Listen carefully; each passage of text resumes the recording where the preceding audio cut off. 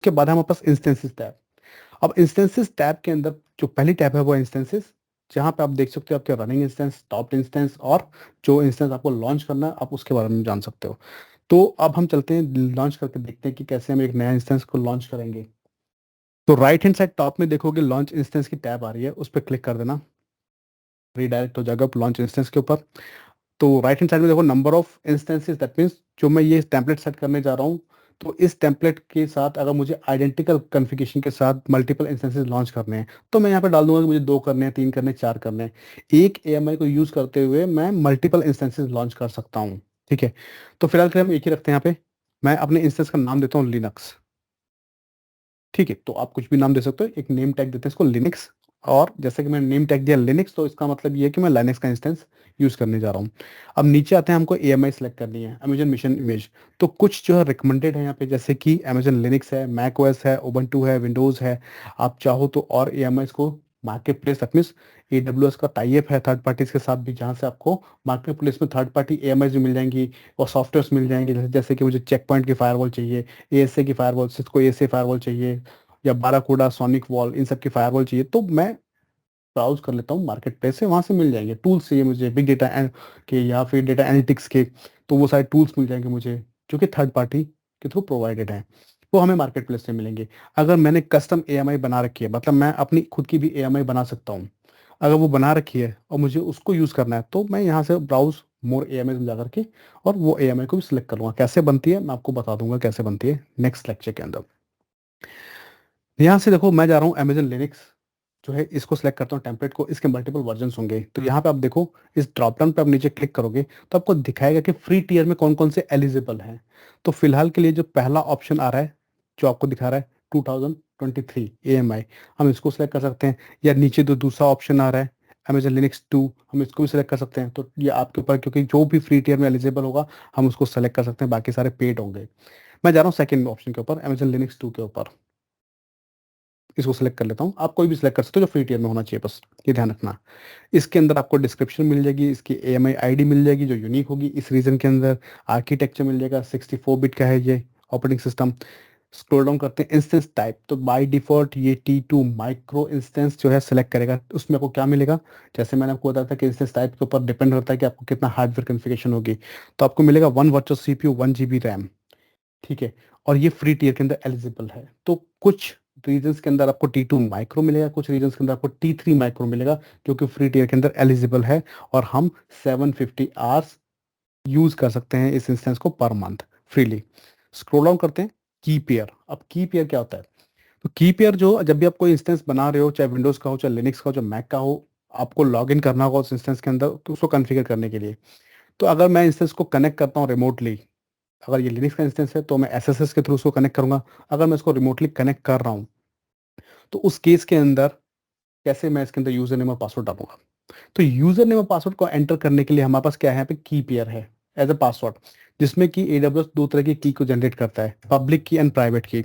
तो पब्लिक की जो होती है वो AWS के अंदर स्टोर हो जाती है, और प्राइवेट की जो होती है वो आपके लोकल सिस्टम में, यूजर के लोकल सिस्टम पे डाउनलोड हो जाती है। तो जिस और वो इनक्रिप्टेड होती है, तो जिस भी यूजर के पास वो प्राइवेट की होगी वो उस इंस्टेंस को एक्सेस कर सकता है। सिंपल है। यूजर नेम और पासवर्ड में और की पेयर में कौन सा स्ट्रांग होगा, तो की पेयर स्ट्रांग होगा। क्यों? क्योंकि यूजर नेम और पासवर्ड क्या होगा, कॉम्प्रोमाइज होता है इजिली। तो आपके सिस्टम में की लॉग है, आप टाइप कर रहे हो यूजर नेम और पासवर्ड, तो इजिली जो है हैकर के पास पहुंच जाएगा। बट की पेयर क्या होता है, वो इंक्रिप्टेड होता है, हमें लोड करना होता है ब्राउजर के अंदर, तो वहां पे हम कुछ टाइप नहीं कर रहे हैं। तो as compare to user name password, user name and password, की पेयर क्या है, वो ज्यादा सिक्योर है। तो हम क्या कहते हैं, यहाँ पे दो ऑप्शन है। अगर आपके पास एग्जिस्टिंग की पेयर है तो वो सेलेक्ट कर लो, जैसे आपको दिखा रहा है मेरे केस के अंदर ड्रॉप डाउन में। तो मैं इसको फिलहाल नहीं सिलेक्ट कर रहा हूँ, मैं बता रहा हूँ, क्योंकि अगर आप फर्स्ट टाइम कर रहे हो तो यहाँ पे क्लिक करोगे क्रिएट न्यू की पेयर। फिर उसके बाद आपको की पेयर का नाम देना है, तो मैं नाम देता हूँ यहाँ पे डेमो लिनक्स 1। ये नेम होगा मेरा कीपेयर का। कीपेयर का जो टाइप होगा, RSA होगा या ED। तो ये जो टाइप है RSA या ED, तो इस ये होता है बेसिकली इंक्रिप्शन के लिए, कि कौन सा इंक्रिप्शन एल्गोरिदम आप यूज करने वाले हो, उसमें कितना की लेंथ होगा, वो डिपेंडेंट करता है आपके इस टाइप के ऊपर, कीपेयर टाइप के ऊपर। मैं RSA के लिए जा रहा हूँ। प्राइवेट की फॉर्मेट, जो प्राइवेट की जो आपके डाउनलोड की लोकल सिस्टम के ऊपर उसका फॉर्मेट क्या होगा। तो अगर आप विंडोज का सिस्टम यूज कर रहे हो तो आप डाउनलोड करोगे पीपीके के फॉर्मेट, क्योंकि आप विंडोज पे टूल यूज करोगे पुट्टी, और पुट्टी में पीपीके फॉर्मेट ही यूज होता है, पैम फॉर्मेट यूज नहीं होता है। बट आप चाहो तो पैम भी यूज कर सकते हो। बाय मिस्टेक अगर आपने पैम में डाउनलोड कर लिया विंडोज के ऊपर, तो एक टूल आता है मोबेक स्ट्रीम, आप उसको डाउनलोड कर लेना, वो भी फ्री में अवेलेबल है। तो उसके अंदर आप डॉट पैम फाइल से कनेक्ट कर सकते हो, जो कि आपको मैं अपनी लैब में दिखाऊंगा कैसे। तो फिलहाल के लिए मैं करने जा रहा हूँ पैम फाइल को यूज।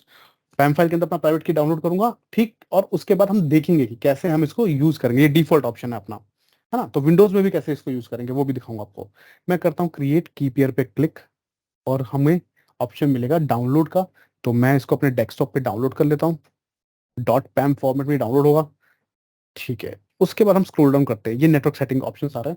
तो नेटवर्क सेटिंग के अंदर फिलहाल के लिए मैं जो है यहाँ से H T T P S traffic जो है सिर्फ इसको अलाउ कर रहा हूँ, बाकी सारी चीजें एज इट इज छोड़ रहा हूँ, क्योंकि हमारे पास एक सेपरेट मॉड्यूल है, सेपरेट लेक्चर आएगा हमारा वीपीसी के ऊपर, जहाँ पे मैं ये सारी चीजें आपको एक्सप्लेन करूंगा। अभी फिलहाल के लिए EC2 के लिए, बिगिनर के लिए, अभी हमको कोई नॉलेज नहीं नेटवर्क की, तो ये सब चीजें छोड़ दो। इसके लिए मैं आपको इन डेप्थ बताऊंगा पूरा स्टेप बाय स्टेप कि हम कैसे कॉन्फ़िगर करेंगे इसको और कैसे हम कस्टमाइज करेंगे इसको। तो यहाँ पे एक फायरवॉल, जब इसकी बात कर लेते हैं अभी, कि जब भी आप कोई EC2 इंस्टेंस लॉन्च करोगे तो एक सिक्योरिटी ग्रुप होता है जो कि एक फायरवॉल होती है, लेयर 4 फायरवॉल। अब अगर मैं लेयर 4 बोल रहा हूँ तो मतलब ये है कि वो TCP और UDP प्रोटोकॉल को यूज करेगी फिल्टरिंग के लिए। तो लेयर 4 फायरवॉल जो है वो बाय डिफॉल्ट आपके इंस्टेंस के साथ अटैच हो जाएगी, ठीक। उसके अंदर SSH का पोर्ट जो है वो ओपन होगा पब्लिकली। हमने HTTP, हमको HTTP का भी हम ओपन कर देते हैं, क्योंकि मैं इसके अंदर वेब सर्वर कॉन्फ़िगर करने वाला हूँ। नीचे स्क्रॉल डाउन करता हूँ, तो बाय डिफॉल्ट एक वॉल्यूम अटैच होती है लिनक्स इंस्टेंस के ऊपर, जिसका साइज होता है 8 GB, ठीक। यहाँ पे GP2 दिखा रहा है, क्या मतलब होता है इसका, ये हम बात करेंगे स्टोरेज मॉड्यूल के अंदर, स्टोरेज लेक्चर के अंदर। तो मैं एक सेपरेट लेक्चर बनाऊंगा स्टोरेज के ऊपर, EBS वॉल्यूम के ऊपर, उसमें हम डिस्कस करेंगे कि GP1 GP2 क्या होता है। तो 8 GB का साइज होता है। फ्री टीयर के अंदर हम 30 GB ही एलिजिबल हैं एक मंथ के अंदर, 30 डेज के अंदर, ठीक है। जो आपको दिखा रहा है free tier eligible customer can get 30 GB of EBS general purpose SSD और magnetic storage, that means normal magnetic drive. तो हम तो अभी 8 GB यूज कर रहे हैं, और ये हमारा ऑपरेटिंग सिस्टम फाइल के लिए है।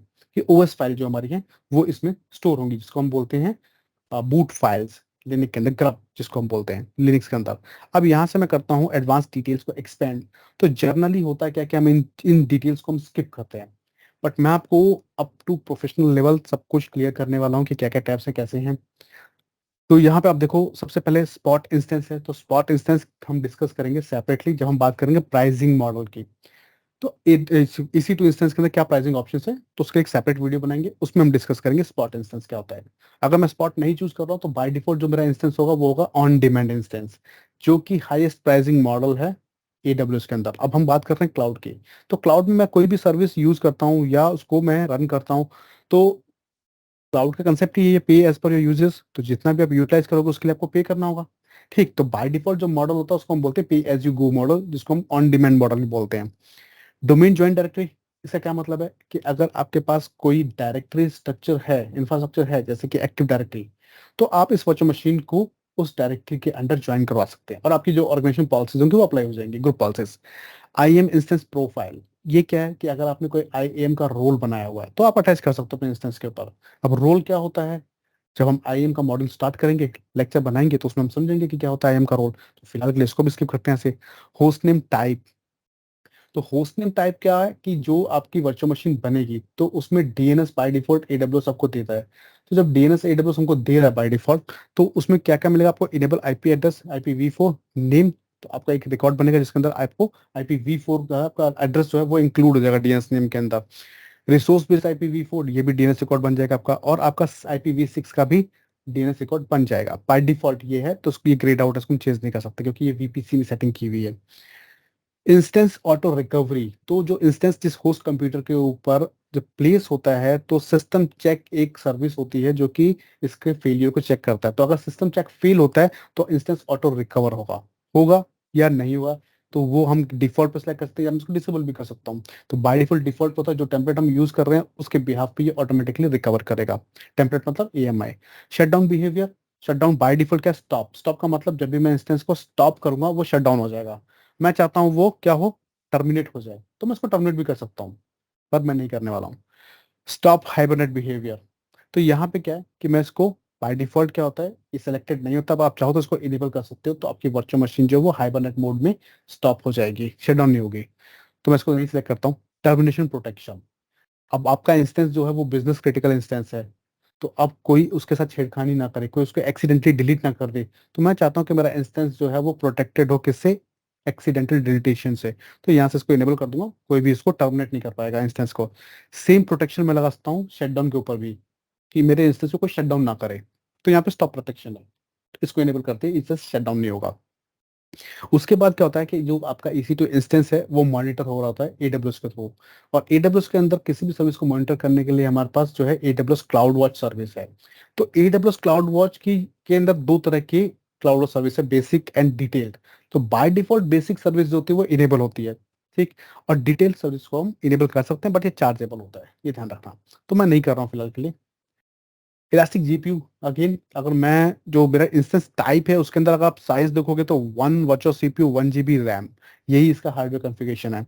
अब सपोज करो कि मुझे 10 मिनट के लिए एक मशीन लर्निंग एल्गोरिदम रन करनी है, जिसके लिए मुझे जीपीयू चाहिए, ठीक। तो मैं क्या करूँगा, अपने या तो अब मैं इसको स्केल अप करूँ, मतलब वर्टिकल स्केलिंग करूँ अपने इंस्टेंस की, और इसको चेंज करके जाऊँ एक्सेलरेटेड कंप्यूटिंग के अंदर। और मेरे को सिर्फ 5 या 10 मिनट के लिए यूज़ करना था, वो एल्गोरिदम 5 या 10 मिनट के लिए रन करनी थी। तो उस केस के अंदर सपोज करो कि हो सकता है कि मेरा चेंज करने के बाद मैं भूल गया, और वो मेरा इंस्टेंस जो है उसी साइज़ के अंदर 1 घंटे, 2 घंटे या 1 दिन, 2 दिन चल गया। तो मतलब मैंने तो यूटिलाइज़ किया सिर्फ 5 से 10 मिनट, पर मेरा इंस्टेंस साइज़ वही का वही रह गया, तो वहाँ पे प्राइसिंग क्या होगी, वो उसके अकॉर्डिंग चार्ज होगी। तो मतलब वेस्टेज हो जाएगी। तो क्लाउड में जो भी आप यूटिलाइज़ कर रहे हो उसके अकॉर्डिंग आपको पे करना है। तो ऐसा ना हो, हम क्या कर सकते हैं, इसी T2 माइक्रो के ऊपर ही मैं यहाँ पे इलास्टिक जीपीयू ले लूँगा, और मुझे जितने टाइम के लिए मैं इसको यूज़ करूँगा, उतने टाइम के लिए मुझे पे करना होगा AWS को। तो अभी फिलहाल के हम नहीं करते हैं इसको यूज़। क्रेडिट स्पेसिफिकेशन, अब ये क्या होता है? तो जो आपके इंस्टेंसेस हैं टी सीरीज़ वाले, ये इंस्टेंसेस के ऊपर सिर्फ ये जो है सिर्फ टी सीरीज के इंस्टेंसेस जो है आपको, अगर मैं दिखाऊं इन्फो में चलता हूं मैं यहाँ पे, तो आपको दिखाएगा कि T2 T3 T3A। तो टी सीरीज के जो इंस्टेंसेस हैं, इनके ऊपर आपको एक CPU क्रेडिट ऑप्शन मिलता है। वो क्या होता है, अब मेरा इंस्टेंस जो रनिंग है, तो उसकी कुछ बेसलाइन परफॉर्मेंस होगी, कि ये 10% एवरेज सीपीयू यूटिलाइजेशन होगा, या 15% होगा, या 20% होगा, उसको हम बोलते हैं कि वो बेसलाइन बेसलाइन उसका यूटिलाइजेशन होगा। अब मैं कैसे डिसाइड करूंगा कि क्या बेसलाइन यूटिलाइजेशन होगा? तो AWS आपको हर घंटे एक CPU क्रेडिट दे रहा है, वो CPU क्रेडिट बताएगा आपको कि आप उसको कैसे यूटिलाइज कर सकते हो। मेरे को एक्सप्लेन कर दो, मैं आपको डॉक्यूमेंटेशन से बताता हूँ। तो AWS CPU क्रेडिट, ये हम सर्च करेंगे गूगल के ऊपर। तो यहाँ पे हम चलते हैं इस लिंक के ऊपर जो हमें दिखा रहा है, यहीं से हम समझते हैं कि सीपी क्रेडिट्स को कैसे यूज किया जाता है। मैं स्क्रॉल डाउन करता हूँ यहाँ से, तो चार्ट दिखाएगा, देखो ये है इसका एग्जांपल। कि सपोज करो कि मेरे को मेरे इंस्टेंस के ऊपर T2 माइक्रो के ऊपर 1 वर्चुअल सीपीयू क्रेडिट मिल रहा है। तो अगर मेरे पास एक सीपीयू क्रेडिट है, और मेरे पास एक वर्चुअल सीपीयू है, तो हमने जो इंस्टेंस टाइप लिया हुआ T2 माइक्रो, उसमें एक ही वर्चुअल सीपीयू मिल रहा है अपने को, ठीक है। तो एक सीपीयू क्रेडिट, एक वर्चुअल सीपीयू, अगर मैं उसको 100% यूटिलाइज करता हूँ, तो मैं सिर्फ एक ही मिनट के लिए यूटिलाइज कर पाऊंगा। मतलब अगर मेरे कोई एप्लीकेशन है जिसका यूटिलाइजेशन, अब आपको कैसे पता लगेगा, तो आपको पता होगा टास्क मैनेजर। आप टास्क मैनेजर में जाओगे और अपने प्रोसेस को जब एक्सपेंड करोगे, तो उसके अंदर आपको दिखाता है CPU प्रोसेस, है ना। CPU का जो प्रोसेस होता है, अगर वो 100% पे चल रहा है 1 मिनट के लिए, तो इसका मतलब उसने आपका एक CPU क्रेडिट यूज कर लिया है। नेक्स्ट एग्जाम्पल, एक CPU क्रेडिट, एक सीपीयू वर्चुअल सीपीयू, अगर आप 50% पे आपका सीपीयू क्रेडिट सीपीयू यूटिलाइजेशन है, तो आप 2 मिनट तक यूज कर सकते हैं एक क्रेडिट को। One CPU credit, two virtual CPUs, 25% utilisation, same हो जाएगा, डिवाइड हो जाएगा 2 मिनट के लिए। अब क्या होता है, मैं नीचे दिखाता हूँ आपको, यहाँ पे हम स्क्रॉल डाउन करते हैं तो हमें दिखाएगा चार्ट।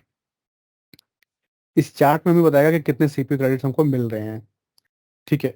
अब अगर मैं इसको यहाँ यहाँ दिखाएगा, तो यहाँ देखो आप, T2 माइक्रो में हमें कितने मिलने वाले हैं, T2 माइक्रो का इंस्टेंस टाइप है मेरा, तो उसमें मुझे मिलेंगे 6 CPU credits per hour. Total मुझे नहीं मिलेंगे 144, 24 आवर के अंदर। एक सीपीयू मेरे पास वर्चुअल सीपीयू है, अगर मेरे पास एक वर्चुअल सीपीयू है, तो मेरा जो बेसलाइन यूटिलाइजेशन होगा वो 10% होगा 24 आवर्स के लिए, ठीक। अब अगर कोई स्पाइक आता है मेरे एप्लीकेशन के ऊपर जो कि सीपीयू इंक्रीज कर देता है 15%, 20%, 50%, 60%, कुछ सेकंड्स के लिए, फ्रिक्शन ऑफ सेकंड्स के लिए, या फिर कुछ मिनट्स के लिए, तो ये सीपीयू क्रेडिट्स आपके यूज हो जाएंगे, ठीक। ये सीपीयू क्रेडिट्स यूज हो जाएंगे, और आपकी परफॉर्मेंस बिलो द बेसलाइन चली जाएगी, ठीक। तो उस केस के अंदर मैं बोल रहा हूँ कि ऐसा ना हो, 10% से नीचे ना जाए, तो मैं यहाँ बोलता हूँ कि सीपीयू क्रेडिट जो है मैं अनलिमिटेड कर देता हूँ। तो जो एडब्ल्यूएस सीपीयू क्रेडिट दे रहा है मुझको बाय डिफ़ॉल्ट, अब ये खत्म हो गए मेरे, क्योंकि मेरे एप्लीकेशन में स्पाइक आया और ये खत्म हो गए। इसके बाद क्या होगा, बेसलाइन के नीचे चला जाएगा परफॉर्मेंस। तो मैं चाहता हूँ ऐसा ना हो, तो उस केस के अंदर मैंने बोला कि अनलिमिटेड। तो उस केस के अंदर जितने भी सीपीयू मैं यूज़ करूँगा क्रेडिट्स, उसके लिए मुझे एडब्ल्यूएस को पे करना होगा। सिंपल है समझने के लिए, ठीक?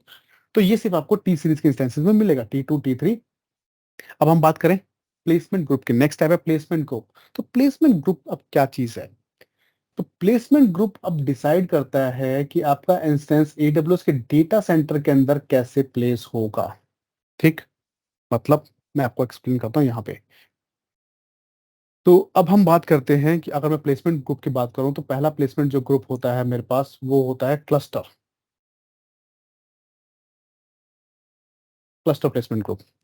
क्लस्टर प्लेसमेंट ग्रुप का मतलब क्या है कि अब ये मेरे पास रीजन है एडब्ल्यूएस का, ठीक? इस रीजन के अंदर मेरे पास मल्टीपल अवेलेबिलिटी ज़ोन्स हैं। That means collections of data centres which are interconnected with high throughput private fibre cable. ये सारे के सारे डेटा सेंटर्स जो हैं वो आपस में कनेक्टेड हैं, इंटरकनेक्टेड हैं, बट आइसोलेटेड है। आइसोलेटेड है in terms of power, network, hardware, ठीक? और फिजिकली भी आइसोलेटेड हैं। तो ये सपोज करो AZ1 है, ये AZ2 है, ये AZ3 है। अगर मैं सिर्फ AZ1 को लेता हूँ यहाँ पे, तो AZ1 के अंदर क्या होगा, रैक्स होंगी, करेक्ट? इन रैक्स के अंदर मेरे होस्ट कंप्यूटर्स होंगे। मेरा क्लस्टर, मेरा जो प्लेसमेंट ग्रुप है उसका टाइप होगा क्लस्टर। वो किस केस में मैं डिसाइड करूंगा कि इसका टाइप क्लस्टर होगा। अगर हम नहीं डिसाइड कर रहे हैं तो क्या होगा, नहीं डिसाइड कर रहे हैं तो जो भी अवेलेबिलिटी जोन मैंने सेलेक्ट किया है अपना इंस्टेंस लॉन्च करते वक्त, वही तो हमने कोई भी सिलेक्ट नहीं किया है। तो बाय डिफॉल्ट क्या करेगा, एडब्ल्यूएस पिक करेगा एक अवेलेबिलिटी जोन हमारे लिए, हमारे बिहाफ पे। एडब्ल्यूएस बाय डिफॉल्ट पिक करेगा जब हम नहीं सिलेक्ट करेंगे उस केस के अंदर। बट जब हम कस्टमाइज़ करते हैं नेटवर्क सेटिंग्स को और हम खुद का अवेलेबिलिटी ज़ोन सेलेक्ट करते हैं, उस केस के अंदर सपोज़ करो कि मैंने AZ1 सेलेक्ट कर लिया, तो AZ1 में किस रैक में मेरे इंस्टेंस, अगर मेरे पास ये 4 इंस्टेंसेस हैं सपोज़ करो, और ये चारों चारों आइडेंटिकल हैं, ठीक? मतलब एक ही एप्लीकेशन के लिए मैं यूज़ कर रहा हूँ, ये चारों इंस्टेंस, चारों एक जैसे हैं, ठीक? हाई अवेलेबिलिटी के लिए, एचए के लिए। तो उस केस के अंदर मैं क्या चाहता हूँ कि मेरे इंस्टेंस कैसे प्लेस होंगे अब AWS के रैक्स के अंदर, डेटा सेंटर के अंदर। तो हो सकता है कि ये डिफरेंट डिफरेंट रैक्स में जाएँ। क्योंकि एडब्ल्यूएस डिसाइड करेगा किस रैक में जाएगा हमारा इंस्टेंस, ये डिसाइड कौन करेगा, एडब्ल्यूएस डिसाइड करेगा। अगर मैं कोई भी प्लेसमेंट ग्रुप नहीं सिलेक्ट करता हूँ, अब मेरे पास एक एप्लीकेशन है जो कि है बिग डेटा एप्लीकेशन, करेक्ट? जहाँ पे लार्जर फाइल सेट्स हैं वो ट्रांसफर हो रहे हैं। अब मुझे चाहिए हाई नेटवर्क थ्रूपुट। मैं कैसे एंश्योर करूंगा कि इन चारों इंस्टेंस के बीच में हाई नेटवर्क थ्रूपुट मिलेगा? तो उसके लिए मैं क्या करूँगा, मैं अपने जो प्लेसमेंट ग्रुप है उसमें जाऊँगा और वहाँ पे प्लेसमेंट ग्रुप का टाइप दूँगा क्लस्टर। क्लस्टर का मतलब ये होता है कि अब आप एडब्ल्यूएस को बोल रहे हो कि मेरे जितने भी इंस्टेंस बन रहे हैं और जिनको मैं जो आइडेंटिकल है और उनको मैं अगर इस क्लस्टर प्लेसमेंट ग्रुप में डाल रहा हूँ, तो इसका मतलब मैं आपको बोल रहा हूँ कि मेरे सारे इंस्टेंस एक अवेलेबिलिटी ज़ोन के अंदर, एक ही रैक के अंदर, सेम रैक के अंदर जाएँगे। तो इसका बेनिफिट क्या होगा, आपको ग्रेटर नेटवर्क स्पीड मिलेगी। सो आपको 10 जीबीपीएस की बैंडविड्थ मिलेगी in between your instances. But इसके कुछ ड्रॉबैक भी हैं, कॉन्स भी हैं। क्या है कॉन्स? ये हैं कि अगर ये रैक फेल होती है ड्यू टू एनी हार्डवेयर और सॉफ्टवेयर इशू, तो सारे इंस्टेंसेस फेल हो जाएंगे at the same time, high availability नहीं मिलेगी, ये आपका एसएलए इंक्रीज नहीं करेगा, ठीक है? तो applications which need extremely low latency and high network throughput, उन एप्लीकेशंस के लिए आप यूज करोगे cluster placement group. I hope ये क्लियर हो गया होगा आप सबको, ठीक है? उसके बाद जो अगला ऑप्शन हमारे पास होता है वो होता है पार्टीशन प्लेसमेंट ग्रुप। अगला ऑप्शन जो हमारे पास होता है वो होता है पार्टीशन प्लेसमेंट ग्रुप। तो वो क्या है? अब पार्टीशन प्लेसमेंट ग्रुप का मतलब ये कि ये मेरा सिंगल अवेलेबिलिटी जोन है, AZ1, जिसके अंदर मल्टीपल रैक्स हैं। अब इन मुझे क्या है, क्योंकि मुझे एप्लीकेशन जो है वो मुझे चाहिए हाई अवेलेबिलिटी, मुझे चाहिए एसएलए, बेटर एसएलए, जो कि मुझे क्लस्टर प्लेसमेंट ग्रुप में नहीं मिलेगा। तो मैं यहाँ पे यूज करूंगा partition placement group. Partition placement group, उसमें क्या होगा, उसमें ये होगा कि आप जब ये ग्रुप बनाओगे और आप अगर आइडेंटिकल इंस्टेंसेस लॉन्च कर रहे हो और इन सभी के लिए ये ग्रुप कॉमन होगा जो आपने बनाया था प्लेसमेंट ग्रुप, तो आप एडब्ल्यूएस को बोल रहे हो कि आपके जितने भी इंस्टेंस बन रहे हैं वो डिफरेंट डिफरेंट रैक्स के अंदर प्लेस होंगे एक डेटा सेंटर के अंदर। सभी इंस्टेंसेस डिफरेंट डिफरेंट रैक्स में प्लेस होंगे। तो अब मैं क्या कर सकता हूँ, मैं अप टू 7 पार्टीशंस पर एजेंट बना सकता हूँ। एक अवेलेबिलिटी जोन के अंदर मैं 7 पार्टीशंस बना सकता हूँ। ठीक है, जिसके अंदर मैं up to 100 EC2 instances place कर सकता हूँ। ठीक है, तो instances 100 up to 100 EC2 instances मैं एक प्लेसमेंट ग्रुप में डाल सकता हूँ, और उसका मतलब ये होगा कि अगर कोई पार्टीशन फेल होता है, कुछ भी फेलियर इफेक्ट होता है, तो हो या कोई रैक फेल हो जाती है, तो उसका इफेक्ट जो है वो मेरे इसी इंस्टेंस पे नहीं पड़ेगा, क्योंकि मेरा इंस्टेंस जो है वो दूसरी रैक्स के अंदर भी पड़ा हुआ है। इससे ये क्या कर देगा, ये इंक्रीज कर देगा आपकी हाई अवेलेबिलिटी। अब कहाँ यूज करेंगे, ये किस तरह के सिनेरियो में ये यूज होता है, क्या यूज केस होगा इसका? तो इसको हम यूज करते हैं SDFS में, इसका यूज करते हैं हम एच बेस के अंदर, इसको हम यूज करते हैं कैसेंड्रा में, काफका में। तो ये एप्लीकेशन है जहाँ पे मैं इस तरह के जो बिजनेस क्रिटिकल एप्लीकेशन है वहां पे मैं प्लेसमेंट ग्रुप को यूज करूंगा। अब डेटा सेंटर ही अगर मेरा फेल हो जाए तो, डेटा सेंटर फेल हो जाए तो नेक्स्ट ऑप्शन क्या होगा, कैसे इंक्रीज करूंगा, कैसे मैं प्रोटेक्ट करूंगा? तो उस केस के अंदर हमारे पास है नेक्स्ट ऑप्शन जिसको हम बोलते हैं स्प्रेड, स्प्रेड प्लेसमेंट ग्रुप। अब ये क्या है, तो within the region we have multiple availability zones. तो अज्यूम करो कि ये मेरे पास है 1A, ये दूसरा अवेलेबिलिटी जोन है 1B, ये तीसरा अवेलेबिलिटी जोन है, रीजन के अंदर बात कर रहा हूँ 1C। अब मेरा रीजन है US East 1, इसके अंदर अवेलेबिलिटी जोन है 1A 1B 1C। मैं बोलता हूँ मेरी एप्लीकेशन जो है वो बिजनेस क्रिटिकल एप्लीकेशन है। ठीक है, और उस एप्लीकेशन को मुझे प्रोटेक्ट करना है रैक वाइज फेलियर से, डिस्क वाइज फेलियर से, नोड वाइज फेलियर से, as well as data centre failure से। करेक्ट। तो मैक्सिमम हाई अवेलेबिलिटी मिलती है मुझे स्प्रेड प्लेसमेंट ग्रुप से। वहां पे अगर आपने इंस्टेंसेस बना रहे हो और आप बोल रहे हो कि मेरे सारे इंस्टेंसेस जो हैं वो प्लेस होंगे स्प्रेड प्लेसमेंट ग्रुप के अंदर, तो इसका मतलब आप AWS को बोल रहे हो कि आपके इंस्टेंसेस जाएंगे different different availability, different different data centres के अंदर। अब डेटा सेंटर के अंदर तो हार्डवेयर भी अलग है, हार्डवेयर वाइज आइसोलेटेड है, नेटवर्क वाइज आइसोलेटेड है, पावर कूलिंग वाइज आइसोलेटेड है, फिजिकली आइसोलेटेड है आपके डेटा सेंटर्स। तो अगर एक DC डाउन भी हो जाता है तो स्टिल आपकी एप्लीकेशन जो है वो एक्सेसिबल होगी अदर डेटा सेंटर से। अब इसकी लिमिटेशन क्या है, लिमिटेशन ये है कि आप जो है लिमिटेड हो 7 इंस्टेंस पर अवेलेबिलिटी जोन पर प्लेसमेंट ग्रुप, 7 इंस्टेंस पर एजेंट पर प्लेसमेंट ग्रुप, ये आपकी लिमिटेशन है, याद रखना इसके अंदर स्प्रेड प्लेसमेंट ग्रुप के अंदर। वापस से चलते हैं पोर्टल के ऊपर, तो यहाँ से हम प्लेसमेंट ग्रुप बना सकते हैं, अभी हम नहीं बना रहे हैं। स्क्रॉल डाउन करता हूँ, कैपेसिटी को हम रिजर्व कर सकते हैं, तो ये क्या है, ये हम प्राइसिंग ऑप्शन के अंदर जब हम EC2 इंस्टेंस के प्राइसिंग मॉडल्स के बारे में बात करेंगे वहां पे मैं बताऊंगा। टेंडेंसी बाय डिफॉल्ट होती है शेयर्ड। तो यहाँ से मैं बाय डिफॉल्ट शेयर्ड है, शेयर्ड का मतलब क्या होता है वो मैं आपको एक्सप्लेन कर देता हूँ कि शेयर टेंडेंसी का मतलब क्या है। अब AWS के डेटा सेंटर के अंदर होगी रैक, रैक के अंदर होंगे होस्ट कंप्यूटर्स। तो सपोज करो ये मेरा पहला होस्ट कंप्यूटर है, होस्ट A। इसी तरह से होगा दूसरा होस्ट कंप्यूटर, होस्ट B। इसी तरह से होगी दूसरी रैक जिसपे होंगे दूसरे होस्ट कंप्यूटर्स, जैसे कि मैं मान लेता हूँ इस पे है होस्ट सी, होस्ट सी। अब हम बात करते हैं प्लेसमेंट की। तो जब भी मैं कोई इंस्टेंस रन करता हूँ, सपोज करो ये मेरा इंस्टेंस का कलर है ये, तो जब भी मैं कोई इंस्टेंस रन करूंगा वो एक होस्ट कंप्यूटर के ऊपर जाएगा, प्लेस होगा। ठीक है, अब मैं हूँ AWS यूजर ए और AWS अकाउंट ABC से यूजर ए जिसने ये EC2 इंस्टेंस बनाया। अब सेम टाइम पे एक दूसरा यूजर, ठीक है, सेम टाइम पे एक दूसरा यूजर दूसरे अकाउंट से जो कि वर्चुअल मशीन बना रहा है, जो कि वर्चुअल मशीन बना रहा है, तो और टेनेंसी है शेयर्ड, मेरी भी टेनेंसी शेयर्ड है और उसकी भी टेनेंसी शेयर्ड है। तो इसी सेम होस्ट कंप्यूटर के ऊपर उस यूजर का भी इंस्टेंस प्लेस हो जाएगा। अब ये है AWS यूजर A और B doesn't matter, but account क्या होगा, दूसरा होगा AWS अकाउंट XYZ। तो अब ये दोनों यूजर जो वो डिफरेंट डिफरेंट एडब्ल्यूएस अकाउंट से, मतलब दो डिफरेंट ऑर्गेनाइजेशन से हैं, इनकी टेनेंसी शेयर थी, इन्होंने ईसी टू इंस्टेंस रन किए और वो EC to instance same host computer पर प्लेस हो गए हैं।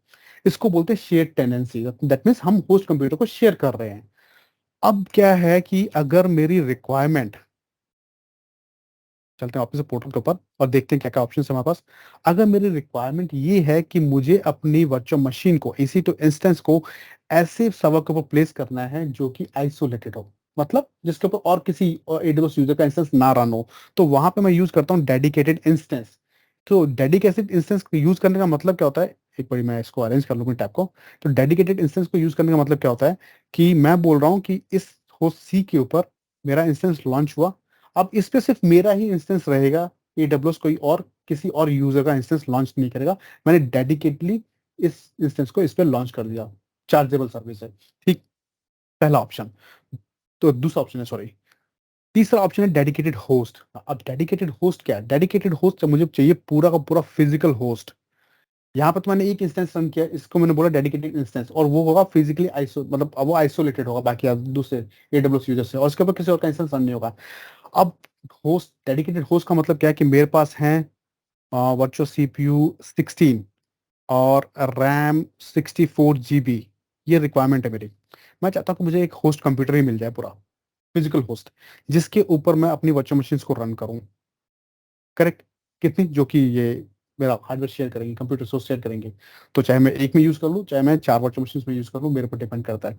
तो कितनी वर्चुअल मशीन को मैं रन करूंगा, तो पर सीपीयू पर कोर बेस अगर मेरे पास लाइसेंस है तो मैं एक host computer, dedicated host computer को परचेज कर सकता हूँ एडब्ल्यूएस से, अमेजन से। इसको बोलते हैं डेडिकेटेड होस्ट। तो ये अब हमारे पर डिपेंड करता है, हम यहाँ से शेयर टेनेंसी में जा रहे हैं फ्री टियर के अंदर। रैम डिस्क आईडी, इसका मतलब ये होता है कि जो कर्नल, जो ऑपरेटिंग सिस्टम यूज कर रहे हैं उसका कर्नल वर्जन होगा कुछ, उस कर्नल वर्जन कुछ ड्राइवर्स होंगे। तो आप वहाँ पे रैम डिस्क में जाकर के उसको सेलेक्ट कर सकते हो। हमारे पास अभी कुछ नहीं है तो हम नहीं सिलेक्ट कर रहे हैं। Nitro enclave. अब नेट्रो एनक्लेव क्या है? तो बाय डिफॉल्ट जो हम इंस्टेंसेस यूज कर रहे हैं वो इंस्टेंसेस जाएंगे एडब्ल्यूएस के डेटा सेंटर के अंदर। बट अगर मुझे एक ऐसा इंफ्रास्ट्रक्चर चाहिए जो कि जिसके ऊपर मुझे high availability, high performance and high security मिले, हाँ, जहाँ पर मैं अपना इंस्टेंस प्लेस कर रहा हूँ, तो उस केस के अंदर मुझे देता है एडब्ल्यूएस निट्रो सिस्टम। सपोज करो मेरे पास एक एप्लीकेशन है, अभी जितनी भी हम ये वर्चुअल मशीन्स बना रहे हैं ये सारी की सारी बनेंगी हाइपरवाइजर के ऊपर। अब कुछ वर्चुअल मशीन्स, कुछ एप्लीकेशंस ऐसी होती हैं जो बेयर मेटल पे चलती हैं, जो वर्चुअलाइज्ड एनवायरनमेंट पे नहीं चलती, डायरेक्ट फिजिकल सर्वर पे चलती हैं। उस केस के अंदर आपको फिजिकल सर्वर कैसे मिलेगा? आप अपनी एप्लीकेशन को कैसे रन करोगे? उस केस के अंदर मैं यूज करूंगा AWS Nitro system, Nitro enclave. ठीक है, जो कि आपका, यहाँ पे आपको बेयर मेटल चाहिए। तो अभी ये ग्रेड आउट है, हमारे लिए नहीं अवेलेबल है। लाइसेंस कॉन्फ़िगरेशन, तो अब जैसे कुछ एप्लीकेशंस होती हैं, कुछ ऑपरेटिंग सिस्टम हो गए जिसके अंदर लाइसेंस आपके पास ऑलरेडी है, तो आप लाइसेंस मैनेजर के ऊपर लाइसेंस कॉन्फ़िगर कर सकते हो और लाइसेंसेस को असाइन कर सकते हो एज पर कंप्लायंस, कि आपका जो रिसोर्स है वो कंप्लायंट हो। मेटा डाटा, तो मेटा डाटा और यूजर डेटा हम अपनी वर्चुअल मशीन के अंदर से देखेंगे, तो इसको हम यहीं पे छोड़ देते हैं ऐसे एज इट इज ही। यूजर डेटा आपको मैं बता देता हूँ क्या होता है। यूजर डेटा होता है कि जब वर्चुअल मशीन मेरी स्टार्ट हो जाएगी, रन हो जाएगी, तो उसके ऊपर मैं, अगर मैं बैकग्राउंड में, जैसे मुझे, अगर मैं ये वर्चुअल मशीन को as a web server launch करने वाला हूँ, तो वेब सर्वर लॉन्च करने के लिए मुझे क्या करना होगा? पहले वीएम बनेगी, इसी टू इंस्टेंस लॉन्च होगा, फिर मैं इसको कनेक्ट करूंगा रिमोटली, फिर मैं कमांड्स एग्जीक्यूट करूंगा अपाचे इंस्टॉल करने के लिए, या फिर एचटीटीपी पैकेज इंस्टॉल करने के लिए। तो मुझे कनेक्ट करना होगा, उसके बाद मैं कमांड्स एग्जीक्यूट करूंगा और फिर उसको कॉन्फ़िगर करूंगा। मैं चाहता हूं कि मैं अपनी कमांड्स को यहीं टाइप कर दूं, यूजर डेटा के अंदर ही। और वो कमांड्स क्या होंगी, जैसे ही मेरा वर्चुअल मशीन रेडी हो जाएगी, वो बैकग्राउंड में एग्जीक्यूट हो जाएंगे ऑटोमेटिकली। उसको बोलते हैं यूजर डेटा। तो मैं आपको दिखा देता हूँ, मेरे पास कुछ सैंपल यूजर डेटा है जो कि मैं आपको दिखा देता हूँ कैसे यूज करना है। तो ये देखो, ये है यूजर डेटा। तो मैं पहले बता रहा हूँ पाथ कमांड्स का। तो लिनक्स के अंदर बिन बैश जो होता है डायरेक्टरी, उसी के अंदर जो है कमांड्स होती है हमारी। तो यम अपडेट, सबसे पहले हम जो रेपोजिटरी होती है लिनक्स के अंदर यम, उसको हम क्या कर रहे हैं, अपडेट कर रहे हैं। फिर उसके बाद में एक पैकेज इंस्टॉल कर रहा हूँ एचटीटीपीडी। ठीक, उसके बाद मैं क्या कर रहा हूँ, उसको स्टार्ट कर रहा हूँ सिस्टम सीटीएल कमांड से। उसके बाद मैं उसका स्टेटस चेक कर रहा हूँ कि इनेबल है या नहीं है। उसके बाद मैंने क्या किया, EC2 ID equals to dollar curl, मतलब मैं प्रिंट कर रहा हूँ अपने EC2 इंस्टेंस की आईडी को। उसके बाद मैंने इको कमांड लगाई डिस्प्ले करने के लिए, और जो ये प्रिंट होगा इसको मैंने क्या किया, रीडायरेक्ट कर दिया एक टेक्स्ट फाइल के अंदर। तो अगर आपको लाइनेक्स की नॉलेज है तो जो भी मैं बता रहा हूँ वो आपको समझ में आ जाएगा। ठीक, नहीं है तो सिंपल सी बात है, ये एक फाइल बनेगा जिसका नाम होगा index.txt। HTML और जिसके अंदर आपका इंस्टेंस का जो डीएनएस नेम है, इंस्टेंस आईडी जो है वो आ जाएगा आपका, और वही आपका वेब सर्वर पे प्रिंट होगा वेबसाइट के ऊपर आपके। तो मैं इसको कॉपी करता हूँ एज इट इज यहाँ से, और मैं अपने यूजर डेटा सेक्शन के अंदर उसको पेस्ट कर देता हूँ, इन कमांड्स को। तो इसको मैंने पेस्ट कर दिया यहाँ पे। अब मैं करता हूँ यहाँ से लॉन्च इंस्टेंस पे क्लिक राइट हैंड साइड से। तो राइट हैंड साइड बॉटम पे देखो आपको ओवरव्यू दिखा रहा होगा, रिव्यू आप कर सकते हो, ठीक है, कि क्या कॉन्फ़िगरेशन आपने किया, उस कॉन्फ़िगरेशन को आप रिव्यू कर सकते हो। और उसके बाद करते हो लॉन्च पे क्लिक, लॉन्च इंस्टेंस पे क्लिक, तो ये लाइनेक्स का इंस्टेंस जो है ये लॉन्च हो जाएगा। अब ये हो गया लॉन्च। तो जैसे ही ये लॉन्च हुआ है, हम चलते हैं इंस्टेंसेस टैब पे वंस अगेन, और यहाँ पे आपको दिखा रहा होगा इंस्टेंस लॉन्च हो गया है। इसकी स्टेट क्या है, पेंडिंग है। तो बाय डिफॉल्ट जब इंस्टेंस लॉन्च होता है तो उसकी स्टेट होती है पेंडिंग, फिर वो जाएगा रनिंग में। यहाँ से मैं इसको करता हूँ रिफ्रेश, तो आपको चेंज दिखाएगा, इसका स्टेट जो है वो चेंज होती रहेगी, और with in few seconds instance launch हो गया। देखो स्टेट हो गई इसकी चेंज, रनिंग में आ गया है। अब मैं यहाँ से इस इंस्टेंस को सिलेक्ट करता हूँ और इसको हम कनेक्ट करते हैं। हम चेक करते हैं कि इंस्टेंस को कनेक्ट कैसे किया जाता है। तो पहले मैं आपको दिखाऊंगा मैक के ऊपर, फिर हम बनाएंगे विंडोज का इंस्टेंस, और उसी विंडोज के इंस्टेंस के अंदर इस लिनक्स के इंस्टेंस को भी कनेक्ट करके दिखाऊंगा टूल के थ्रू, ठीक है, वो भी दिखाऊंगा आपको। तो अगर मुझे ये इंस्टेंस, मेरा जो बेस सिस्टम है, क्योंकि मैं मैकबुक यूज कर रहा हूँ, तो मेरा बेस सिस्टम जो है, होस्ट जो कंप्यूटर है वो क्या है, मैक है या लाइनेक्स है, तो उस केस के अंदर आप डायरेक्टली लिनक्स इंस्टेंस को कनेक्ट कर सकते हो, क्योंकि मैक और लाइनेक्स बाय डिफॉल्ट एसएसएच को सिलेक्ट कर सपोर्ट करते हैं। तो ये प्रोटोकॉल इनेबल होता है और आप कनेक्ट कर सकते हो अपने इंस्टेंस को डायरेक्टली। बट विंडोज है तो टूल चाहिए, पुट्टी या फिर मोवेक स्ट्रीम। तो पुट्टी कब यूज करोगे, जब पीपीके फाइल है। मोवेक स्ट्रीम कब यूज करोगे, जब आपका फॉर्मेट डॉट पैम है, जो कि डिफॉल्ट फॉर्मेट है। तो देखो कैसे इसको कनेक्ट करना है। सबसे पहला काम आपका ये है कि आप इसको सेलेक्ट करो। सेलेक्ट करते ही आपको बहुत सारे एट्रीब्यूट्स मिलेंगे, जैसे कि इसकी डिटेल मिल जाएगी इंस्टेंस की, security type, networking type, storage, status check, monitoring, ये सब हम डिस्कस करेंगे। तो यहाँ पे मैं चलता हूँ कनेक्ट के ऊपर। पहले फॉलो करो मैं कर्सर को, कनेक्ट टैब दिख रही है, कनेक्ट पे क्लिक करो, और यहाँ पे हमको दिखा रहा है एसएसएच क्लाइंट का ऑप्शन, इस पे चलो, और यहाँ पे आपको दिखा रहा है कुछ कमांड्स जो हमें एग्जीक्यूट करनी है। तो सबसे पहले मैं कॉपी करता हूँ थर्ड नंबर कमांड, और ये कमांड कहाँ एग्जीक्यूट होंगी, ये कमांड एग्जीक्यूट होंगे सिर्फ लिनक्स और मैकबुक के ऊपर, मैक के ऊपर। उसके अलावा विंडोज यूज कर रहे हो तो ये कमांड यूज करने की जरूरत नहीं है। तो मैं चलता हूँ अब अपने मैकबुक के टर्मिनल पे, और यहाँ से मैं टर्मिनल ओपन कर लेता हूँ। सबसे पहला मैं अपना पाथ चेंज करता हूँ, क्योंकि मेरी जो की है प्राइवेट की, वो डेस्कटॉप पे मैंने डाली थी। अब यहाँ पे मैं इस कमांड को पेस्ट कर देता हूँ। कमांड है ch मोड 400, इट मीन्स मैं परमिशन चेंज करने वाला हूँ किसकी, इस फाइल की जो मैंने डाउनलोड की थी प्राइवेट की। एंटर कर दो, कमांड एग्जीक्यूट हो गई है, परमिशन चेंज हो गई है। Next command, last example command copy करनी है अपने को। एग्जाम्पल कमांड कॉपी करो और यहाँ पेस्ट कर दो, प्रेस एंटर। ये आपका सर्टिफिकेट के लिए बोलेगा, तो ये एक्सेप्ट करो उसको, यस। और देखो, सॉरी हमको यस टाइप करना है। तो ये हमारा लिनक्स का इंस्टेंस जो है ये यहाँ पे कनेक्ट हो चुका है। बाय डिफॉल्ट जो यूजर होता है अमेजन लिनक्स का, वो होता है EC2-यूजर, ये है यूजर, ये लोकल यूजर है। अब ये डॉलर साइन जो होता है ये बता रहा होता है कि आप लोकल यूजर से लॉग इन हुए अपनी इंस्टेंस के अंदर। बट अगर मुझे कुछ भी एडमिनिस्ट्रेटिव टास्क करना है तो मैं कैसे करूंगा, उसके लिए मुझे चाहिए रूट प्रिविलेज, और रूट के लिए हम कमांड यूज करते हैं sudo स्पेस su। ये कमांड होती है sudo स्पेस su, कमांड होती है रूट यूजर के लिए, ठीक है।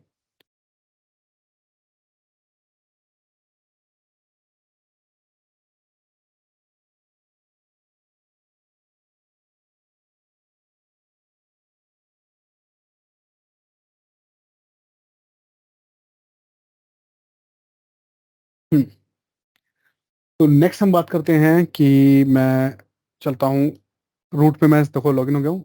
ये हमारा रूट यूजर आ गया है, हैश प्रॉम्प्ट आ गया है, इसका मतलब मेरे पास एडमिनिस्ट्रेटिव प्रिविलेज है। तो सबसे पहले चेक कर लेते हैं कि हमारा पैकेज इंस्टॉल हुआ है या नहीं हुआ। कैसे चेक करेंगे, तो मैं करता हूँ CD LS कर देते हैं, LS space slash where www.html, ये डायरेक्टरी अब पता कंप्लीट हो रहा है। आज एंटर करो, आपको दिखाएगा index.html फाइल, index.txt फाइल, जिसके अंदर हमारी इंस्टेंस आईडी है। अब इंस्टेंस आईडी कहाँ से आई, तो मैंने एक कमांड एग्जीक्यूट की थी, उस कमांड से मैंने अपना मेटा डाटा, जो इंस्टेंस का मेटा डाटा होता है वो फैच किया था। अब इंस्टेंस का मेटा डाटा क्या होता है, तो इंस्टेंस का मेटा डाटा होता है, इंस्टेंस का मेटा डाटा का मतलब होता है कि इंफॉर्मेशन अबाउट योर इंस्टेंस। अब इसका मतलब क्या है, जो भी कॉन्फ़िगरेशन मैंने की हुई है, सपोज करो मेरे पास पोर्टल का एक्सेस नहीं है, ठीक, मतलब मैं पोर्टल को एक्सेस नहीं कर सकता हूँ, पोर्टल पर लॉगिन नहीं कर सकता हूँ, मेरे को उसका एक्सेस नहीं है, रेस्ट्रिक्शन है। बट ये इंस्टेंस मेरे पास एक्सेसिबल है, जिसके अंदर मुझे काम करना है। बट मुझे ये चेक करना है कि इंस्टेंस की कॉन्फ़िगरेशन क्या है, इसका AMI आईडी क्या है, इसका इंस्टेंस आईडी क्या है, इसका होस्ट नेम क्या है, इसका पब्लिक आईपी एड्रेस क्या है, प्राइवेट आईपी एड्रेस क्या है, कौन से VPC में है, क्या सिक्योरिटी ग्रुप है। अगर ये सारी इन्फॉर्मेशन मुझे चाहिए तो मुझे पोर्टल की जरूरत नहीं है, मैं डायरेक्टली इंस्टेंस मेटा डाटा से ये इन्फॉर्मेशन फैच कर सकता हूँ। कैसे, दिखाता हूँ आपको। तो हम यहाँ पे यूज करेंगे कर्ल कमांड। कर्ल स्पेस, मैं यूज करता हूँ -s then space http colon / IP address जो है वो यूनिवर्सल है 169.254.169.254। अब ये IP एड्रेस जो है ना वो यूनिवर्सल है, कॉमन है। हर अमेज़न के इंस्टेंसेस के अंदर जब भी आपको इंस्टेंस आईडी या मेटा डाटा चाहिए होगा या यूजर डेटा चाहिए होगा तो ये कमांड आप लगा के चेक कर सकते हो। देन /लेटेस्ट, उसके बाद /Meta data, Meta hyphen data, उसके बाद स्लैश और एंटर। तो ये अब आपको बहुत सारे ऑप्शंस दिखाएगा आउटपुट के अंदर। अब आप इसका मतलब क्या है कि आपको AMI आईडी चेक करनी है तो मेटा डाटा के बाद स्लैश के बाद आप AMI आईडी लिख दो तो ये आपको इंस्टेंस की AMI आईडी बता देगा। आपको चेक करना है इंस्टेंस का होस्ट नेम, तो मेटा डाटा के बाद होस्ट नेम लिखो, होस्ट नेम दिखाएगा। आपको चेक करना है इंस्टेंस का लोकल IPv4 एड्रेस, ये लिख दो, दिखा देगा। तो मैं दिखाता हूँ लोकल IPv4 एड्रेस, कॉपी करता हूँ यहाँ से इसको कमांड को और रिपीट करता हूँ और यहाँ पे मैं इसको पेस्ट कर देता हूँ। अब प्रेस एंटर करते हैं, ये इसका लोकल IP एड्रेस दिखा देगा जो कि है 172.31.94.59। आप चाहो तो यहाँ से भी चेक कर सकते हो कि जब यूजर लॉगिन होता है तो उसका लोकल IP एड्रेस दिखा रहा होता है, सेम ही है जो हमने अभी आउटपुट में देखा है। अब नेक्स्ट हम क्या करते हैं, इसका होस्ट नेम चेक कर लेते हैं। मैं उसी कमांड को रिपीट करता हूँ और इस इंफॉर्मेशन को यहाँ से करता हूँ रिमूव और मैं चेक करता हूँ इसका होस्ट नेम। एंटर प्रेस करो, ये इसका होस्ट नेम है। तो आपको याद होगा DNS के अंदर IPv4 और उसका DNS सफिक्स जब हमने इंस्टेंस बनाते समय देखा था, तो ये रिकॉर्ड होता है DNS के अंदर, ये इसका DNS नेम है, होस्ट नेम है। तो इस तरीके से मैं इंस्टेंस की इंफॉर्मेशन को रिट्राइव कर सकता हूँ बिना पोर्टल पे गए हुए। ये सारी इंफॉर्मेशन पोर्टल के ऊपर भी है बट पोर्टल का एक्सेस नहीं है मेरे पास, तो मैं कमांड के थ्रू भी इसको रिट्राइव कर सकता हूँ। ये कमांड जो है ये मैं डिस्क्रिप्शन में डाल दूंगा और जो मैंने स्क्रिप्ट यूज की है यूजर डेटा की वो भी डाल दूंगा डिस्क्रिप्शन के अंदर। अब सपोज करो कि मेरा यूजर डेटा एग्जीक्यूट हो गया था, मैंने यूजर डेटा टाइप किया था बट वो एग्जीक्यूट नहीं हुआ है। तो एग्जीक्यूट नहीं हुआ तो अब मैं कैसे चेक करूंगा, मेरे पास कंसोल का एक्सेस है ही नहीं। तो मैं क्या करूंगा, ये सेम कमांड रिपीट करूंगा और यहाँ पे मेटा डेटा की जगह पे यूजर डेटा लिखूंगा। सेम कमांड होगी, मुझे रिमूव करने दो उसको यहाँ से, इसको एडिट करता हूँ। तो यहाँ पे मैं टाइप करता हूँ यूजर हाइफन डेटा, बाकी सब कुछ सेम रहेगा और एंटर प्रेस कर देना। आपको दिखा देगा कि आपने कौन कौन सी कमांड एग्जीक्यूट की थी। आप यहाँ से वेरीफाई कर सकते हो कि कहीं कोई स्पेस तो नहीं रहेगा, स्पेलिंग मिस्टेक तो नहीं हो गई है। ठीक है, तो आप अपने कमांड्स को वेरीफाई कर सकते हो यहाँ से, जो भी आपने यूजर डेटा एग्जीक्यूट किया था इंस्टेंस को लॉन्च करते हुए। तो यूजर डेटा और मेटा डेटा हम लोग फैच कर सकते हैं अपने इंस्टेंस के अंदर। तो ये तो था लाइनक्स इंस्टेंस को लॉन्च करना, उसको कनेक्ट करना और उसके अंदर यूजर डेटा मेटा डेटा को चेक करना। ठीक है, अब मैं आपको बता रहा हूँ नेक्स्ट ऑप्शन। नेक्स्ट ऑप्शन क्या है कि हमारा जो हमने यूजर डेटा रन किया है तो मैं कैसे चेक करूंगा अपने वेब सर्वर को। तो इंस्टेंस पे जाओ, इंस्टेंस को सेलेक्ट करो, उसके नीचे आएगी डिटेल्स टैब। डिटेल्स टैब में दिखाएगा इंस्टेंस का पब्लिक IP एड्रेस, कॉपी कर लो उसको और अपने ब्राउजर के अंदर पेस्ट कर दो वो public IP address. Enter press कर दो, आपकी इंस्टेंस आईडी जो है देखो वो प्रिंट करती है इसने यहाँ पे।